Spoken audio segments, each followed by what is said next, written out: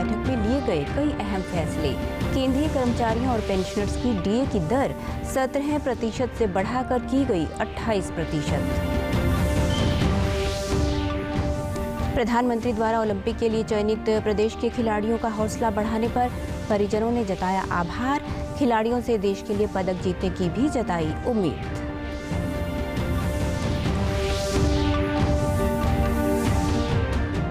केंद्रीय गृह मंत्रालय ने राज्यों और केंद्र शासित प्रदेशों को पत्र लिखकर दिए कई अहम निर्देश। कहा, बाजारों और हिल स्टेशनों पर बड़े सोशल डिस्टेंसिंग नियमों के उल्लंघन के मामलों पर कार्रवाई करे प्रशासन।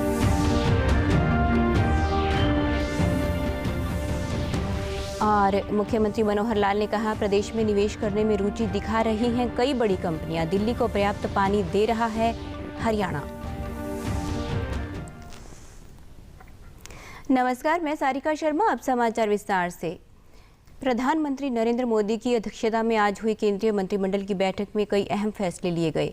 इन फैसलों की जानकारी देते हुए सूचना एवं प्रसारण मंत्री अनुराग ठाकुर ने बताया कि केंद्र के कर्मचारियों और पेंशनर्स को बड़ी राहत देते हुए डीए की दर 17 से बढ़ाकर 28% कर दी गई है। इसे 1 जुलाई 2021 से लागू किया जाएगा। डियरनेस रिलीफ इसकी बहाली करने पर निर्णय किया गया है और इसकी दरें भी जो थी उसमें भी अगर आप कुल मिलाकर देखें तो अब डीए की दर जो पहले 17% थी उसमें 11% की और वृद्धि करके कुल मिलाकर 28% इसको किया गया है। यानी कि डीए की दर 17% से बढ़ाकर 28% हो जाएगी। इसको 1 जुलाई 2021 से लागू किया जाएगा। सूचना एवं प्रसारण मंत्री ने बताया कि देश भर में 12,000 आयुष हेल्थ एवं वेलनेस सेंटर स्थापित किए जाएंगे। आयुष हेल्थ वेलनेस सेंटर स्थापित किए जाएंगे, देश भर में किए जाएंगे और 6 आयुष कॉलेज खोले जाएंगे, 12 आयुष पोस्ट ग्रेजुएट इंस्टीट्यूट बनेंगे, 10 अंडर ग्रेजुएट इंस्टीट्यूट के इंफ्रास्ट्रक्चर को अपग्रेड किया जाएगा, 36 नए 50 बेड के और 30 बेड के और 10 बेड के आयुष अस्पतालों का निर्माण किया जाएगा और 101 जो हाल में चल रहे एग्जिस्टिंग 50 बेड हॉस्पिटल्स हैं उनके इंफ्रास्ट्रक्चर को भी, आधारभूत ढांचे को भी अपग्रेड करने का निर्णय किया गया है। प्रधानमंत्री नरेंद्र मोदी ने कल शाम टोक्यो ओलंपिक में भाग लेने जा रहे देश के खिलाड़ियों से संवाद किया। ये पहला मौका होगा जब भारत इतनी बड़ी संख्या में ओलंपिक खेलों की अलग अलग प्रतिस्पर्धाओं में हिस्सा लेगा। प्रधानमंत्री द्वारा प्रदेश के चयनित खिलाड़ियों की हौसला अफजाई करने पर उनके परिजनों ने प्रधानमंत्री का आभार जताया। साथ ही उन्होंने खिलाड़ियों से देश के लिए पदक जीतने की भी कामना की। नरेंद्र मोदी जी ने ओलंपिक के खिलाड़ियों से बात की है, बहुत खुशी की बात है, जिससे उनका हौसला बढ़ा है और आने वाले ओलंपिक में भारत के लिए गोल्ड मेडल लाकर मोदी जी का सपना साकार करेंगे और भारत का गौरव बढ़ाएंगे। माननीय प्रधानमंत्री मोदी जी ने जो बच्चे ओलंपिक खेलने गए हुए हैं उनकी हौसला अफजाई के लिए व मेरे बेटे विकास कृष्ण बॉक्सर के लिए ओलंपिक में अच्छा प्रदर्शन के लिए, उसके लिए मोदी जी का बहुत धन्यवाद। आज मोदी जी ने ओलंपिक खेलने के लिए खेलने जा रहे खिलाड़ियों से बातचीत की, उन्हें शुभकामनाएं दी। अच्छा लगा, बहुत गर्व महसूस हुआ। आज हमारे प्रधानमंत्री जी ने खिलाड़ियों से बात करके उनका हौसला बढ़ाया है। इससे हमारे खिलाड़ियों का मनोबल काफी बढ़ेगा। माननीय प्रधानमंत्री जी, आप आज इन बच्चों की हौसला बधाई कर रहे हो। हमें पूर्ण विश्वास है कि ये बच्चे मेडल लाएंगे। देश का मुखिया उन प्लेयर से मतलब बात कर रहा है, उनको मोटिवेट कर रहा है, उनको प्रोत्साहित कर रहा है। प्रधानमंत्री ने बच्चों से मतलब खिलाड़ियों से सीधी बात की है और उनका मनोबल बढ़ाया है और भाई जितने भी खिलाड़ी जा रहे हैं भाई सभी के सभी मेडल लेके आए। प्रधानमंत्री नरेंद्र मोदी जी ने ओलंपिक में जाने वाले सभी खिलाड़ियों का हौसला बढ़ाया व बातचीत की। मुझे भी सुमित पर पूरा भरोसा है कि वह ओलंपिक के लिए मेडल लेकर आएगा। आज प्रधानमंत्री जी से बात हुई पूजा के बारे में और हमारे देश के लिए जाएगी और गोल्ड मेडल लेके आएगी। अंशु मलिक से हमारे पीएम सर की बात हुई और उन्हें गुड़िया का काफ़ी मनोबल बढ़ाया। इसके लिए काफ़ी बहुत बहुत धन्यवाद। आदरणीय प्रधानमंत्री मोदी जी, आज आपने बच्चों के साथ बात की और उनका हौसला बढ़ाया। हमारी बेटी हॉकी खिलाड़ी नवजोत कौर टीम के लिए अच्छा प्रदर्शन करेंगे और भारत के लिए पदक जीत कर लेकर। केंद्रीय गृह मंत्रालय ने राज्यों और केंद्र शासित प्रदेशों को पत्र लिखकर कई अहम निर्देश दिए हैं। गृह मंत्रालय ने कहा है कि कोविड मामलों की संख्या घटने के चलते देश में अन्य गतिविधियां धीरे धीरे शुरू हुई हैं। हालांकि देश के कई हिस्सों में कोविड नियमों के भारी उल्लंघन के मामले सामने आ रहे हैं। पत्र में कहा गया है कि खास तौर पर सार्वजनिक परिवहनों, बाजारों और हिल स्टेशनों पर सोशल डिस्टेंसिंग नियमों के उल्लंघन के मामले सामने आए हैं। ऐसे में सभी भीड़ भाड़ वाले स्थानों या कंटेनमेंट जोन में कोविड अनुकूल व्यवहार सुनिश्चित कराने की जिम्मेदारी प्रशासन की है। अगर ऐसी जगहों पर कोविड अनुकूल व्यवहार सुनिश्चित नहीं हो पा रहा हो तो पाबंदियां लगाई जाएं, कानून के मुताबिक भी कार्रवाई की जाए।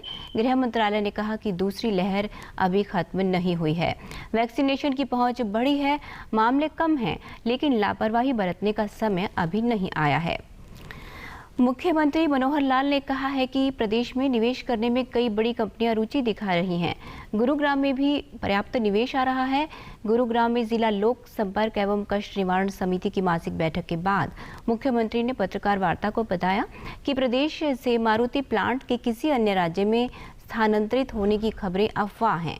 उन्होंने कहा कि मारुति सुजुकी इंडिया लिमिटेड के अधिकारियों के साथ हमारी बातचीत चल रही है। उन्होंने खरखौदा में भी जमीन देखी है। बहुत जल्दी जमीन मामले का निपटारा हो जाएगा और ये प्लांट यहीं चलता रहेगा। के मारुति के लोगों से हमारी बातचीत चल रही है। खरखौदा में उन्होंने ज़मीन भी आइडेंटिफाई की है और बहुत जल्दी हमारा उनका ज़मीन का जो मामला है वो सेटल होगा। वो अपना जो प्लांट है वो यहीं रखेंगे, कहीं जाने वाले नहीं है। जहाँ तक इन्वेस्टमेंट की बात है, बहुत बड़ी कंपनियाँ, आप तो गुरुग्राम में बैठे देख रहे हैं कि कितने नए नए प्रोजेक्ट्स रोजाना लग रहे हैं। तो यहाँ गुरुग्राम में इन्वेस्टमेंट पर्याप्त आ रही है। एम्प्लॉयमेंट के नाते से भी लोगों को एम्प्लॉयमेंट मिल रही है। दिल्ली से पानी के विवाद पर मुख्यमंत्री ने कहा कि उच्चतम न्यायालय में जितनी मात्रा निर्धारित कर रखी है उतना पानी हरियाणा दिल्ली को दे रहा है। दिल्ली में जल प्रबंधन की कुव्यवस्था के चलते दिल्ली वासियों को पानी के संकट का सामना करना पड़ रहा है। देश के 100 शहरों को स्मार्ट सिटी बनाने के तहत प्रदेश के करनाल में सुरक्षा, सूचना तंत्र और ट्रैफिक व्यवस्था जल्द ही हाईटेक हो जाएगी। जिले में स्मार्ट सिटी प्रोजेक्ट के तहत करीब 157 करोड़ की लागत से ट्रैफिक सिग्नल्स व सिक्योरिटी कैमरे लगाए जा रहे हैं। उपायुक्त निशांत कुमार ने बताया कि integrated command and control centre project के तहत शहर की सुरक्षा और ट्रैफिक व्यवस्था को डिजिटल तकनीक से जोड़ा जा रहा है। ट्रैफिक नियमों का उल्लंघन करने वाले लोगों का ऑटोमेटिक कैमरे की मदद से ई चालान भी कटेगा।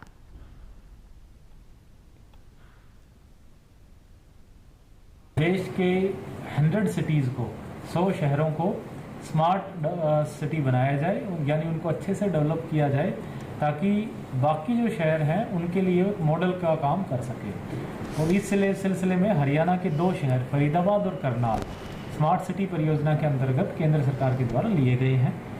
करनाल जो स्मार्ट सिटी है, इसमें लगभग जो प्रपोज्ड बजटिंग है सारे प्रोजेक्ट को मिला के लगभग 1170 करोड़ की है।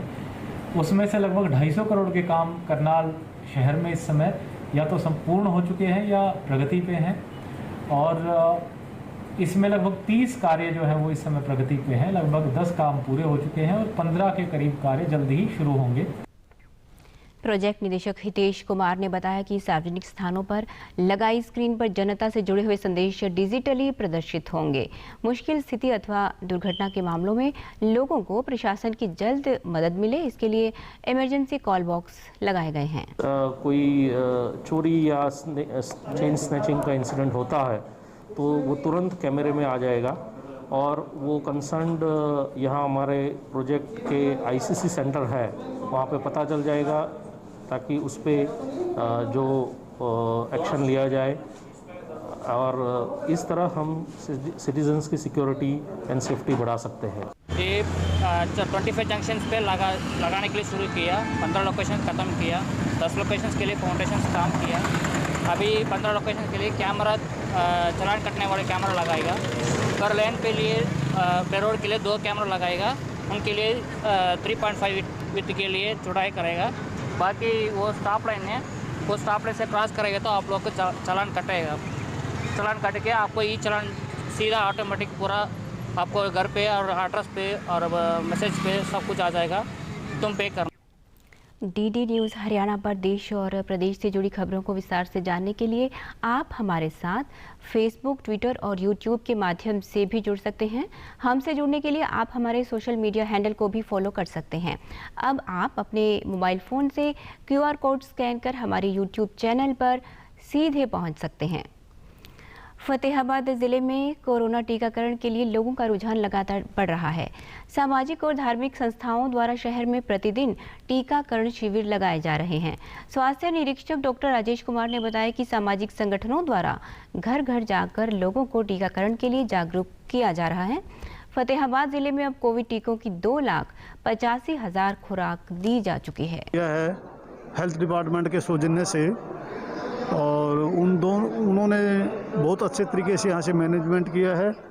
जो सेकंड डोज के लाभार्थी थे, जो यहाँ पहले कैंप लगा था, पहली डोज लगी थी, जिनकी अब 84 दिन बाद कोविशील्ड और 28 दिन बाद कोवैक्सीन का डोज बनती थी, उनको इन्होंने मोटिवेट करके बुलाया है सेकंड डोज के लिए, और इसके लिए ये कैंप लगाया गया है। टीका लगवा चुके लोगों ने बताया कि वैक्सीन लगवाने के बाद उन्हें स्वास्थ्य संबंधी कोई परेशानी नहीं हुई। कोरोना महामारी के प्रसार को रोकने के लिए सभी को टीकाकरण करवाना चाहिए। वैसे लगवाना चाहिए हर एक को, ये तो अच्छी बात है। ये जो काम कर रहे हैं जैसे अपनी सरकार जो अच्छा कर रही है, मतलब सेकंड डोज लगवाने आए थे, बहुत अच्छा लगा, बहुत अच्छा प्रोग्राम कर रखा है इन्होंने। वो बहुत अच्छी बात है, सामाजिक संस्थाएं की वजह से ये काम आगे चल रहा है। डोज लगवाने के बाद कह रहे हैं आधा घंटा बैठो, चाय वगैरह पिला रहे हैं, सेवा कर रहे हैं, बहुत अच्छा लगा। यहाँ पर मेरे आज वैक्सीनेशन हुई है, और मैं ये बताना चाहती हूँ कि ज़्यादा से ज़्यादा लोगों को वैक्सीन लगवानी चाहिए। और यहाँ पर इतनी ज़्यादा हाइजीनिक और डिसिप्लिन के साथ वैक्सीन लग रही है, तो मैं यही कहूँगी कि ज़्यादा से ज़्यादा लोग यहाँ आए और वैक्सीन लगवाएं। देश में पिछले 24 घंटों में 38,000 से अधिक नए मामले सामने आए हैं, जबकि 41,000 से अधिक लोग स्वस्थ हुए हैं, जिससे रिकवरी दर 97.28% हो गई है। कोरोना से अब तक देश में लगभग 3 करोड़ लोग ठीक हो चुके हैं। केंद्रीय स्वास्थ्य और परिवार कल्याण मंत्रालय के मुताबिक राष्ट्रव्यापी टीकाकरण अभियान के तहत देश में अब तक कोविड टीकों की 38 करोड़ 76 लाख से अधिक खुराक दी गई है। प्रदेश में भी अब तक कोरोना टीके की लगभग 1 करोड़ 56,000 से अधिक खुराक दी जा चुकी है। प्रदेश में कोविड से 7,58,000 से अधिक लोग स्वस्थ हो चुके हैं, जबकि 872 मामले सक्रिय हैं। रिकवरी दर बढ़कर 98.64% हो गई है। प्रदेश में कोरोना संक्रमण की स्थिति को जानने और इस संबंध में सहायता प्राप्त करने के लिए सरकार द्वारा हेल्पलाइन नंबर जारी किए गए हैं। इसके तहत प्रदेश के लोग 85588939911 पर संपर्क कर आवश्यक जानकारी प्राप्त कर सकते हैं। नेशनल हेल्थ मिशन हरियाणा की वेबसाइट nhmharyana.com/gov.in पर जाकर प्रदेश में कोविड अस्पतालों, उपलब्ध बेड और वेंटिलेटर्स आदि की जानकारी ली जा सकती है। कोरोना महामारी की संभावित तीसरी लहर के चलते जींद जिले में प्रशासन द्वारा व्यापक प्रबंध किया जा रहा है। उपायुक्त डॉक्टर आदित्य दहिया ने बताया कि जिले में ऑक्सीजन की उपलब्धता के लिए नागरिक अस्पताल परिसर और नरवाना उपमंडल में 2 ऑक्सीजन प्लांट स्थापित किए जा रहे हैं। उन्होंने बताया कि जींद में लगने वाला प्लांट केंद्र सरकार एवं NAHI द्वारा लगाया जा रहा है। कोरोना की तीसरी लहर ना आए, उसके लिए प्रशासन और स्वास्थ्य विभाग द्वारा भी प्रयास किए जा रहे हैं। 2 बड़े ऑक्सीजन के प्लांट जींद जिले में लग रहे हैं। एक तो जींद सिविल हॉस्पिटल में भारत सरकार और NHAI द्वारा ये लगाया जा रहा है, और नरवाना सिविल हॉस्पिटल में जो एक CSR के तहत वहाँ SDM साहब इसको लगवा रहे हैं।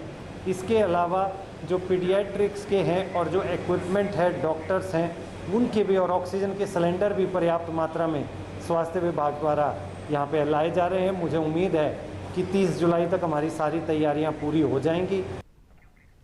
प्रधान चिकित्सा अधिकारी ने बताया कि सभी उपकरणों एवं दवाओं का पर्याप्त भंडारण किया गया है। उन्होंने बताया कि सभी चिकित्सकों और स्टाफ को वेंटिलेटर चलाने का प्रशिक्षण हमने तीसरी लहर, जो संभावित तीसरी लहर है, उसके मद्देनजर जो भी हमें सेकेंड वेव में दिक्कतें आई थी, उन सब का हम बिल्कुल बारीकी से संज्ञान ले रहे हैं। हमें मेन तकलीफ़ उस समय ऑक्सीजन की हुई थी, तो इस समय हमारा एक PSA प्लांट जो है इस समय अंडर कंस्ट्रक्शन है और जल्दी ही वो लग जाएगा। इसकी कैपेसिटी भी 1000 लीटर पर मिनट होगी, तो इससे हमारी पुरानी बिल्डिंग पूरी चल जाएगी। सारी दवाइयों का stock, oxygen mask, face mask, bedsheet, जितने भी जो चीज़ें हमें पिछली बार एकदम बहुत ज़्यादा मरीज आने की वजह से जो हमें कमी पड़ गई थी, वो इस बार हमने उनका काफ़ी भारी स्टॉक हमने पहले ही इकट्ठा कर लिया है। तो इस बार जो है गवर्नमेंट ऑफ इंडिया ने भी जो वेंटिलेटर बनाने वाली कंपनी है उनके सहयोग से ट्रेनिंग आयोजित की है। अंत में इस बुलेटिन के मुख्य समाचार एक बार फिर। प्रधानमंत्री नरेंद्र मोदी की अध्यक्षता में हुई केंद्रीय मंत्रिमंडल की बैठक में लिए गए कई अहम फैसले।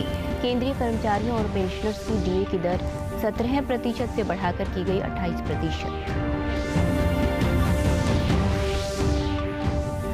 प्रधानमंत्री द्वारा ओलंपिक के लिए चयनित प्रदेश के खिलाड़ियों का हौसला बढ़ाने पर परिजनों ने जताया आभार। खिलाड़ियों से देश के लिए पदक जीतने की भी जताई उम्मीद।